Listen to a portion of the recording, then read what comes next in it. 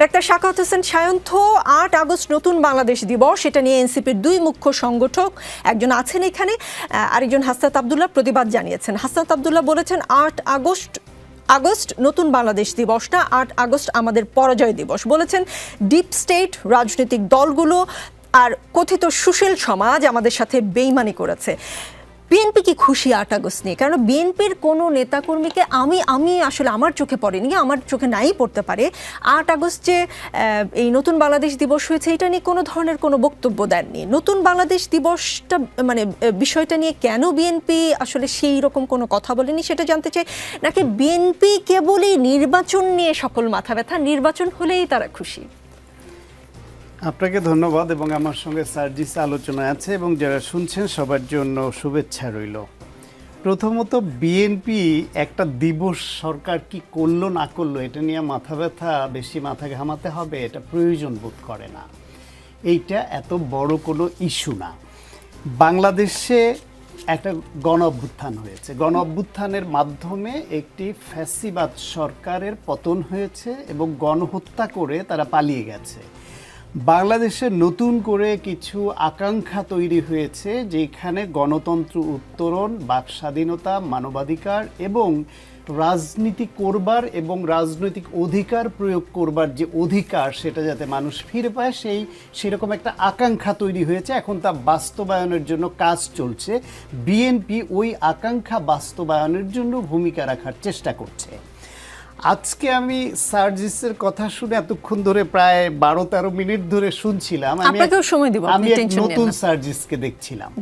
নতুন সার্জিসকে কেন দেখছিলাম বললাম, এই সার্জিসের মুখেই আমি প্রধান উপদেষ্টার স্তুতি শুনেছি এবং ফেসবুকে স্ট্যাটাস দিয়ে বলেছে 5 বছর 10 বছর তাকে রাখতে পারলো তার মন কম, মানে ভাষাটা আমি বলতে পারবো না, তবে 5-10 বছর রাখার আকাঙ্ক্ষা ব্যক্ত করেছেন আপনি আপনার ফেসবুকে স্ট্যাটাসে।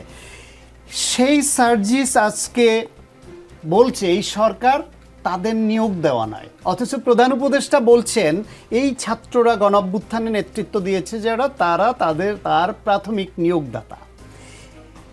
তাদের 3 জন ছাত্র প্রতিনিধি ওই সরকারে উপদেষ্টা হয়েছে এবং সরকারের সঙ্গে তাদের যে সখ্য সেটা সর্বজন বিদিত।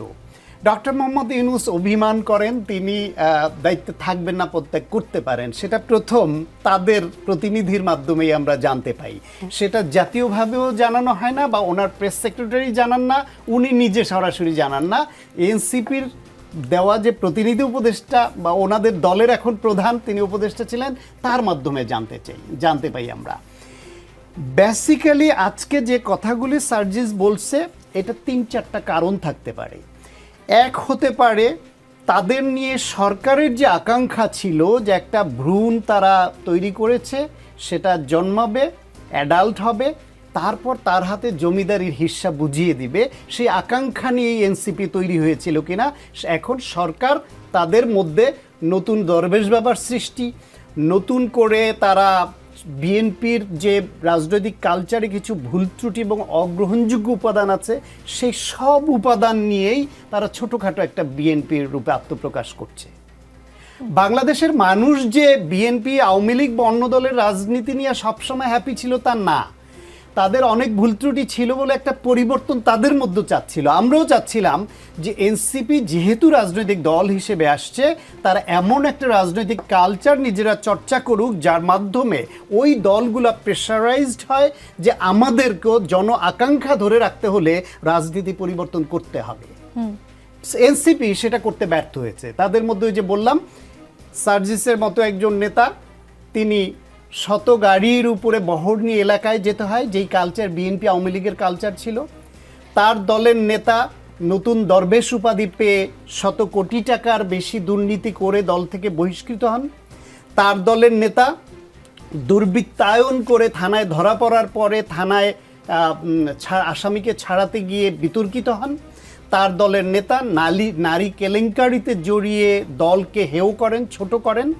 তার দলের নেতারা ছোটোখাটো সহিংসতা, মারামারি টুকটাক ঢাকা ইউনিভার্সিটি হয়েছে, প্রাইভেট বিশ্ববিদ্যালয়ের সঙ্গে ঢাকা বিশ্ববিদ্যালয়ের গতকাল মাদারীপুরে তাদের সদস্য সচিবকে তার দলের কর্মীরা কুপিয়েছে, দলের মধ্যেই মামলা পাল্টা মামলা শুরু হয়ে গেছে। এখন সেই দলে আমি সংক্ষেপে বলে নেই যে এই অবস্থার প্রেক্ষিতে যখন তারা দেখেছে যে ডক্টর মোহাম্মদ ইউনূস লন্ডনে গেছেন এবং একটা দলের প্রধানের সঙ্গে আলোচনা করে একটা যৌথ বিবৃতি দিয়েছেন, এটা তারা ভালোভাবে নেয়নি। যখন দেখছে যে তারা মাঠে যেরকম প্রভাব ফেলতে পারবে আশা করছিল, সেটা তারা পারেনি। সেই পারেনি বলে সরকারের কোনো অংশ তাদেরকে নিয়ে যে স্বপ্ন দেখছিল, তাদের স্বপ্ন ভঙ্গ হয়েছে, যে কারণে তারাও আর হয়তো এনসিপির দিকে আগের মতো মনোযোগ, যে যমুনায় 144 ধারা ভেঙে যমুনার সামনে গেলেও যে গরমের মধ্যে ঠান্ডা পানির পরশ দিবে, সেই ঠান্ডা পানি পরশ দেওয়ার মুডে সরকার হয়তো নেই। এটা একটা হতে পারে, অথবা হতে পারে তারা এখন একটা কিংস পার্টির তকমা থেকে নিজেদের বের করবার জন্য আপোষের ভিত্তিতে সরকার বিরোধিতা শুরু করেছে, অথবা সার্জিসের সত্যি আমরা 8-10 মাস আগে যেটা রিয়েলাইজ করেছি, এই গভর্নমেন্ট তাদের রাজনৈতিক অভিজ্ঞতা নাই, তারা টেবিল ওয়ার্কে অত্যন্ত পণ্ডিত মানুষ, যার সেক্টরে খুবই নামকরা এবং সফল মানুষ, কথা বারবার টকশোতে আমি বলেছি, কিন্তু রাষ্ট্র পরিচালনায় তারা মোটেই অভিজ্ঞ নন এবং তারা প্রচুর ভুল করছেন। তারা রাজনৈতিক শক্তির মধ্যে বিভেদ তৈরি হচ্ছে, সেটাকে উস্কে দিচ্ছেন কখনো কখনো, সেই সব কথা বলছিলাম। আজকে সার্জিস সেটা করছেন, এটা তার উপলব্ধিও হতে পারে। এখন এই তিনটার মধ্যে যেটা আমি বললাম, এর কোনটা, নাকি এর বাইরে আরো কোনো কারণ আছে, সেটা সার্জিস নিশ্চয়ই উত্তর দিবেন।